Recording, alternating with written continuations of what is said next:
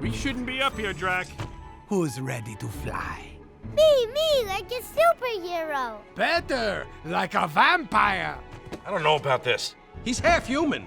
Maybe the kid isn't supposed to fly. Quiet. This is how they learn.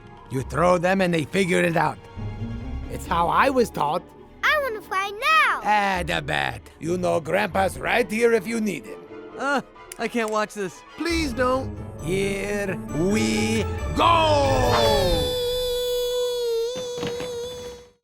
So my name is Genndy Tartakovsky, and I'm a director and producer of shows like Dexter's Laboratory, Samurai Jack, Star Wars Clone Wars, and Sym-Bionic Titan, and the director of Hotel Transylvania. So I'm an immigrant, and I moved from Russia in the late 70s. And when we moved to America, I turned on the television. My dad bought a TV set, and all of a sudden, all this animation.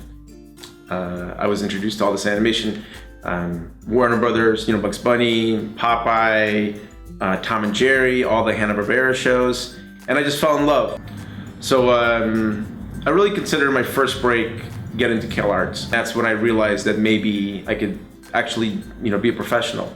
And then after being at CalArts for 2 years, I got a job in Spain actually as an animator on the Batman animated series, and that was kind of my first big, my first big break into doing animation.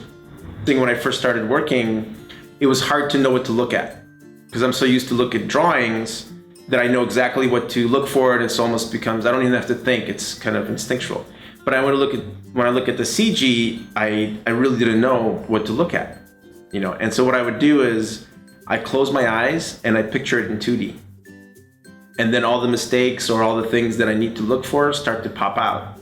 And for the first 3 months, that's all I did because I was so uncomfortable with looking at photographs essentially. And then I started to realize, and my brain and my instincts started to make a translation from the CG to the 2D, and then it all kind of blended together for me. So I remember on Two Stupid Dogs, our producer hired an animator to do these walk cycles for the main characters. And they didn't turn out good, and I was not happy with them. And it wasn't even my show, I had no ownership of it all, but I just was really bothered that they weren't right. And so that night, I reanimated them myself, and I brought it in, and I didn't get paid for it or anything, or nobody asked me to do it. And I showed it to my boss, and he really liked them, and so we ended up using it. And from then point, he goes, "Oh, do you want to animate the opening main titles?" And I was like, "Yeah, I'd love to." And I was just a storyboard guy. And so I animated the opening titles, they turned out good, and I started to show more, I had more drive, I wanted to do more. And I started to realize I shouldn't just sit back and complain about everything, I should try to fix it, So that's when I kind of started to doing some timing and stuff, and doing all that started to prepare me to be a director. And then an opportunity came where they asked me to do my own short. And so that was Dexter's Laboratory. So, but doing all that animation, he then later asked me to direct an episode, and that was really the first thing I ever directed, was the Two Stupid Dogs episode. But that's the thing, and so the advice is, if you want it, you gotta go get it. And you might get a lot of no's, but keep trying, and that one opportunity will be the right one to start your ascension. At heart, I am an animator. That's what I love to do, that's what I'm happiest at. But so I miss, being a director obviously has so much more responsibility, and because I'm doing my own things, it's totally different, because I'm not just, on Hotel T, I'm directing somebody else's movie, but on Dexter and Samurai and Titan and Clone Wars, I was able to do my own thing, and that is like animating, but in a grander scheme, So, because I started so young, I was 24 when I was doing Dexter's Laboratory, there was nobody my age around me that was doing the same thing.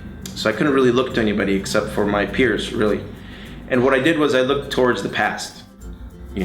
I looked at Tex Avery, Bob Clampett, Chuck Jones, Bobo Cannon, these directors who were innovators, And I realized the best thing about directing is having your own vision, and staying true to the vision and trying to have a signature that they could see and they go, oh, that only Genndy could have done that cartoon.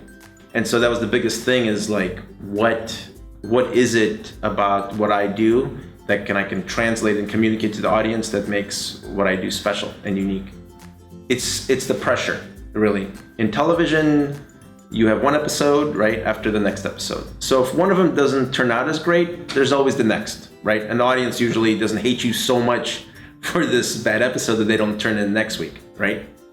And so you always know you have another shot at bat. For the movies, you have the opening weekend, and that's it. And if you can't get it in that opening weekend, can't communicate the humor, the story, the appeal, that's it, you're dead.